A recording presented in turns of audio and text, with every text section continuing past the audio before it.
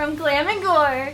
To that I say, welcome zombies! In today's video, I'm going to show you how to make your very own Rita Repulsa costume just like the one that Mykie is wearing in her brand new Power Rangers Rita Repulsa Makeup tutorial.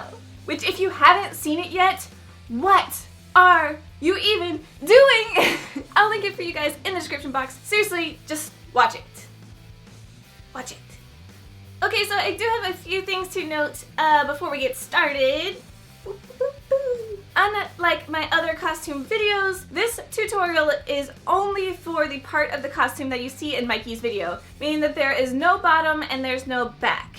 It's not a full costume. That's not to say that you can't make a back piece and a bottom set based on the information in this video. It just means I'm not going to go over it step by step. Sorry. Just telling you guys that now, because I don't want you to get to the end of the video and be like, wait, what?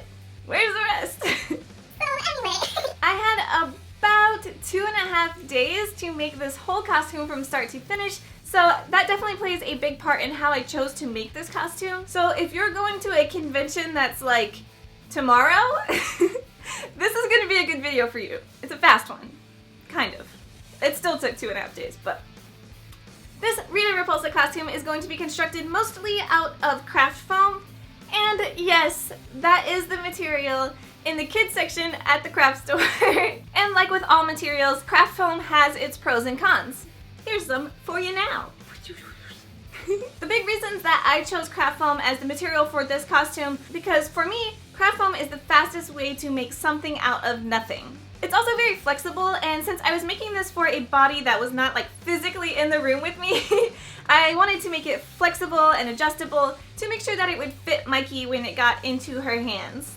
Full disclosure, I usually only make costumes for myself, and I try them on like 150,000 times while I'm making it to make sure that everything fits and everything is right. So this was definitely a new experience for me, making it for someone else. So I think that is definitely going to be apparent in the way that this costume is constructed. You'll see when we get there.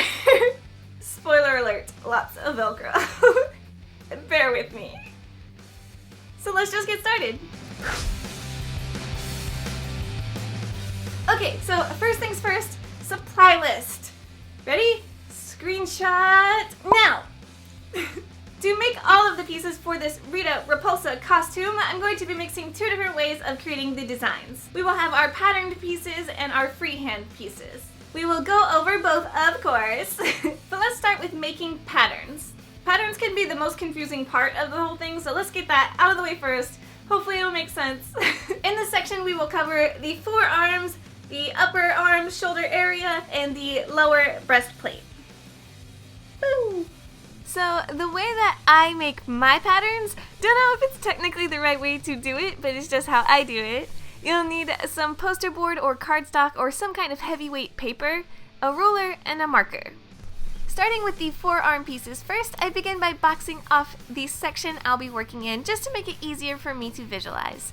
Now, to create this forearm piece, you'll need to measure the widest part of your forearm and also measure your wrist. Mark those measurements in your box, and then use a straight edge to connect those two measurements, forearm and wrist. Now just add some squiggly edges and we are done with that for now. It's really that simple. Most people's arms are not both exactly the same size. If your arm measurements are the same for both arms, you can just use that one stencil twice, but odds are that you'll need to make another with slightly different measurements. And always, always, always, always, always label your pieces so that they don't get mixed up. For the upper arm shoulder patterns, again, we start with a box. This box is the width of your upper arm by the height of how tall you want the shoulder spikes to stick up. For this one, we are also going to draw a line down the center of the box for a visual reference. The way this piece will work once it's cut out is that the outer edges of the box will be where it wraps around your arm, the two sides meeting in your armpit area, while the center of this box will be like where the shoulder spikes are. Hopefully that makes sense. I don't know. So, checking reference pictures often, draw a curved line through the shoulder piece. This will be the bottom half that is elevated a bit from the rest of the piece. Add some squiggly bits to make the edges all spiky and uneven. Then I'm going to draw some spikes into this pattern. The glory of making a pattern on poster board first instead of just jumping straight in with foam and scissors is that you can redraw and rework the shapes until you have them exactly how you want them. It comes in super handy when you find yourself freehanding shapes just like this scenario.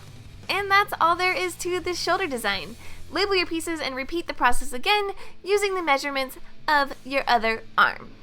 Moving on to the lower breastplate, which from now on I'm just going to call it the abs because that's what it looks like to me.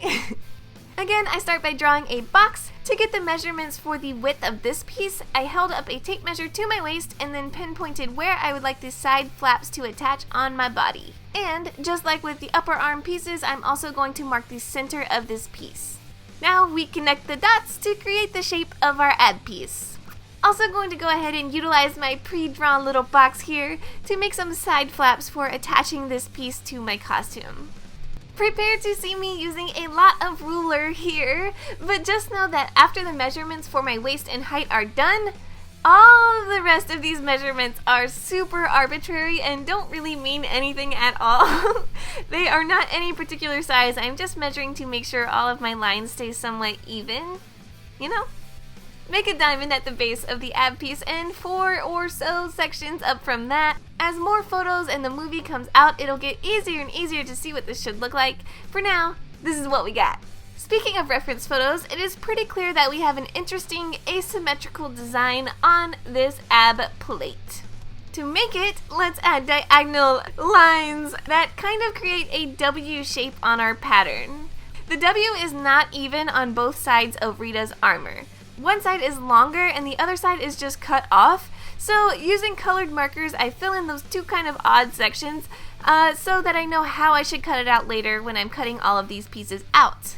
And speaking of cutting all of these pieces out, label them. You will desperately need these labeled once they are free-floating sections of ab armor. I know it may seem tedious, but it's really pretty simple if you just take it one piece at a time. Before you know it, you'll have all of these pieces designed and your patterns are done. Now go ahead and cut out around the outside edges of the patterns. The outside edges only. We will be using the full shape of each pattern to create the base layer for each piece. Then pick whichever one you want to make first and go ahead and trace that pattern directly onto your craft foam. Remember how I mentioned earlier that the bottom of this piece was going to be elevated? Well, now is its time to shine. Cut along the curved line we drew earlier to separate the bottom from the top. Now trace the bottom piece on another section of craft foam. When we layer these together, the bottom will be raised because it's currently 2 layers of foam as opposed to the top, which is just 1 layer. Speaking of layers, craft foam on the whole is floppy. It is not very sturdy, which is what drives a lot of cosplayers away from it, but one way to make it more sturdy is to add more layers, like a backing piece like this. The more layers you add, the more it strengthens the piece. Now, combine everything. This step is a combination of hot glue and heat gun.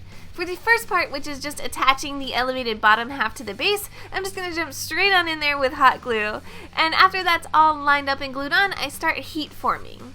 Heat guns can be used to shape craft foam. When you heat up the foam, it gets really floppy, so once it's heated up and floppy, you can position it how you want it, and then once it cools, it should retain that shape. That's pretty cool. Now that all of the layers are added, I like to heat it up really good and then use some kind of household item to help it keep its shape while it cools. I use all kinds of things to hold pieces depending on what they are and what fits them best, what their shape is, what their measurements are, all kinds of things.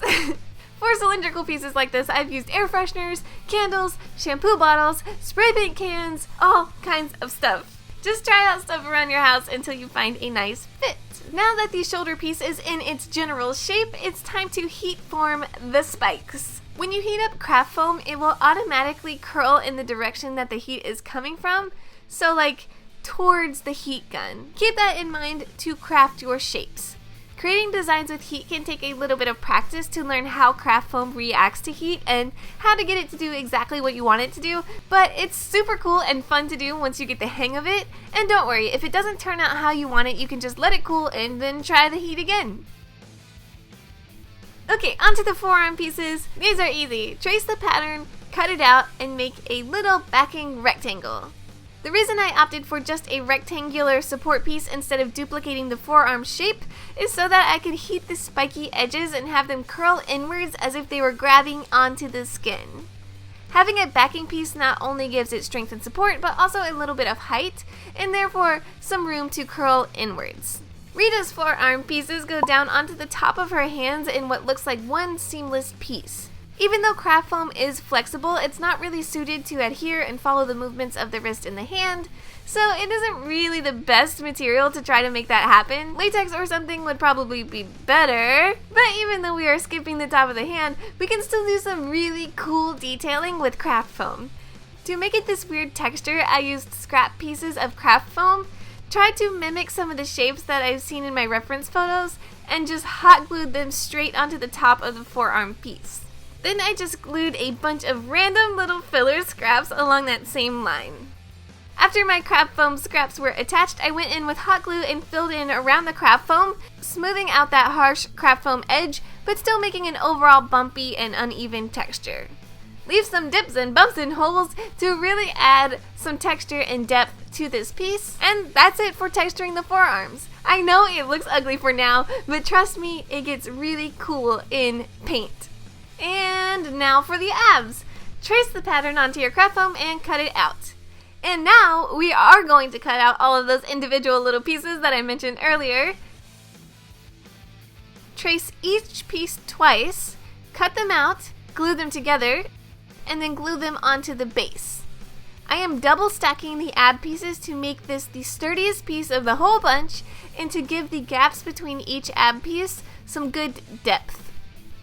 And it's just like a puzzle now. Match all the pieces back up to the shape of the original pattern and glue them in place. Whew! Okay, we have made it through the pattern pieces, which to me is by far the most complicated part of this whole process. So now it's on to the free-handed pieces, which are the upper breastplate and the shoulder straps. To freehand on craft foam, I would recommend using your heat gun to heat the craft foam first and to start shaping it how you want it before you start drawing. It will help you get the shape you're drawing correct, and it's just overall much easier to picture it. Using your reference pictures, start to draw out the shapes that make up the breastplate. Remember, you can use multiple layers to create levels in this piece. And now's also a good time to mention that you do not need a dress form to do this. Again, any household items will work for this if you can find the shape you need. You could use bowls from the kitchen, a bra filled up with anything, like socks or something. You could hold the foam up against yourself and draw it in the mirror. Get creative and work with what you got. It's also okay to not get it right the first time. Freehanding to scale can be really hard. I accidentally scaled this piece to the size of my dress form, which is much smaller than I am, so I just scaled it up and kept going.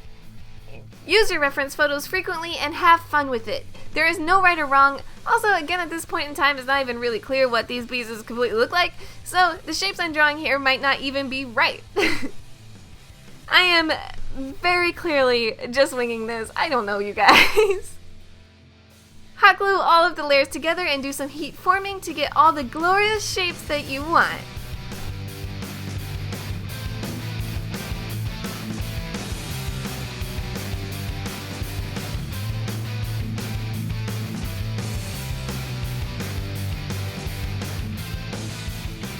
The last pieces that we will be constructing today are the shoulder straps.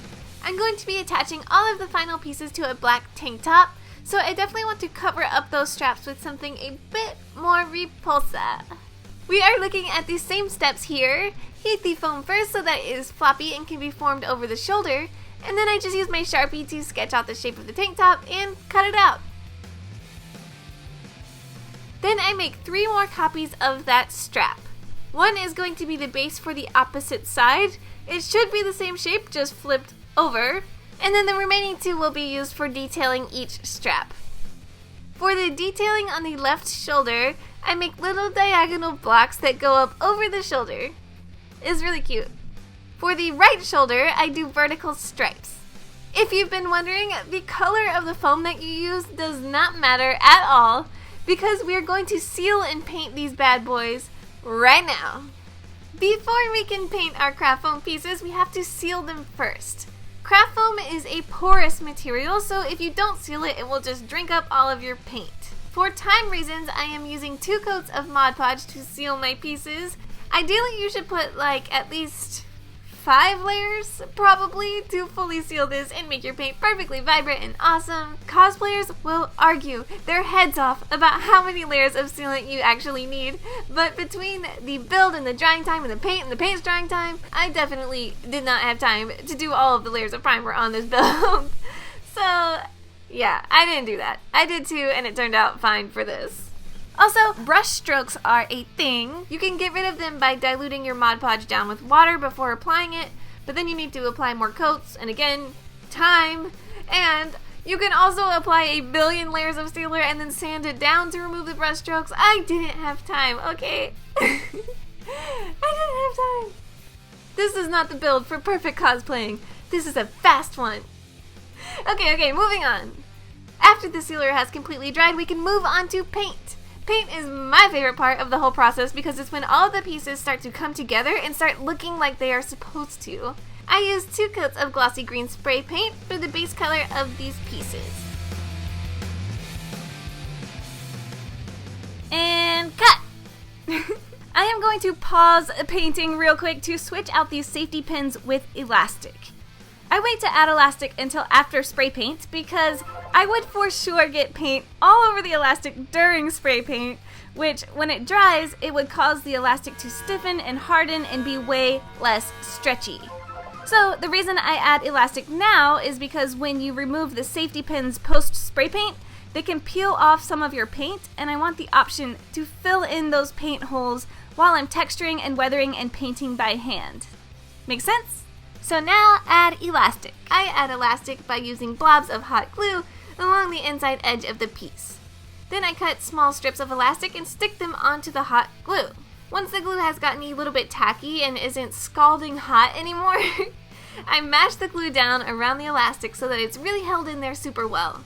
Then I repeat the same thing on the other side. Elastic is the perfect tool when you don't know exactly what size you need, like if you're making these pieces for someone on the other side of the country, for example. And there you have it. Stretchy arm pieces that you can slide on and off. Okay, flip back to paint. To create that main texture you see on these pieces, the shiny green stuff, I am using a metallic paint, a sponge brush, and tissues.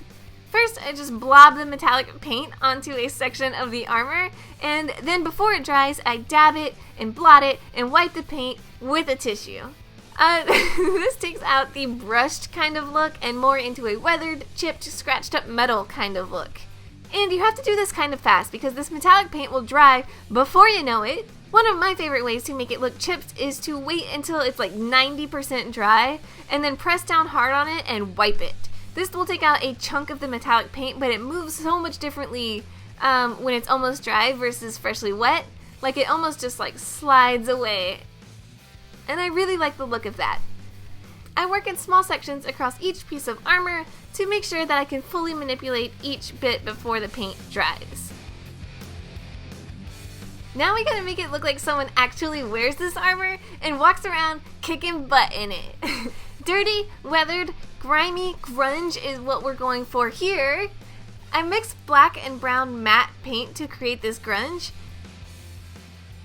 I switched back and forth between spattering our dirt texture and just using a really cheap old stiff paintbrush with bristles that are super hard and terrible to just stipple the grime on there. Sometimes I use more brown, sometimes I use more black, but most of the time it's just kind of a mix of the two.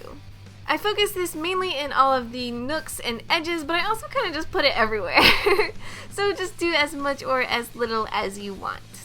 While I am putting this dark brown blackish color into the crevices of the armor, I am not using this as a shadow. If you are going to add artificial shadows, be sure to use a paint that has the same finish as your piece. The lack of light wouldn't change a surface from glossy to matte, it would just make it darker. And the opposite is the same for adding aging and weathering. Like dirt and stuff isn't glossy, so I would use a matte paint for that. Just a little paint finish tip for you there. Alright, home stretch, you guys. Hang in there. The final piece of detailing for the costume is a metallic green cord that links the upper breastplate together. Using a screw or nail, I poke 4 holes along one piece and 3 holes in the other one. We are going for 3 diagonal lines on top and 1 straight across horizontal line at the bottom. Then I just thread the cord through the holes and knot it off at the top. I am leaving the bottom loose so that it can be adjusted once it's being fitted onto a body. If you loosen the cord, you can sit the boob pieces further apart, and tightening it will bring them closer together. Again, it's great for custom sizing. It makes it very adjustable. Ah, yes, adjustable. This is where this costume gets a little bit unusual. I am the first to admit that I'm a total noob when it comes to designing for other people. Like, I have no idea how to fit a different body without them being right in front of me to try stuff on. So for this case, my solution for maximum adjustability, sticky back Velcro. Just Velcro everything in a way that fits. Sticky back Velcro lets you stick one side of the Velcro to the craft foam and the other side to the tank top. And then the two will be held together, and it will also be removable in the case that it's not fitting just right. Is it the most secure way to attach craft foam pieces? Probably not. But is it the easiest and fastest and most convenient for Mykie? Yes, definitely.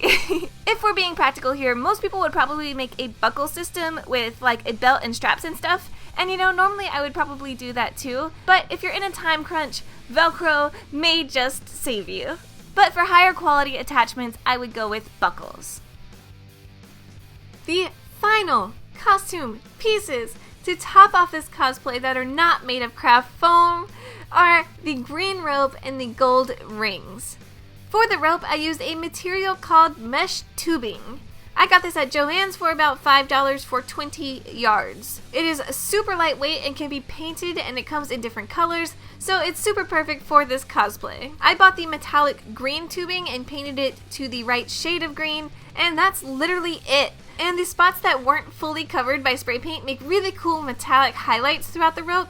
I dig it. And the rings are some sort of claw rings that I bought on Amazon. I wouldn't recommend this exact set though, because come on, whose fingers are these made for? Like, I don't understand. But I just spray painted them gold more as a prop than anything else.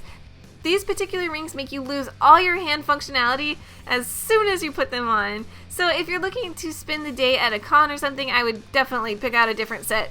But this is the look that you're going for. And all I did was just spray paint them gold. It is easy and fast. And that is it.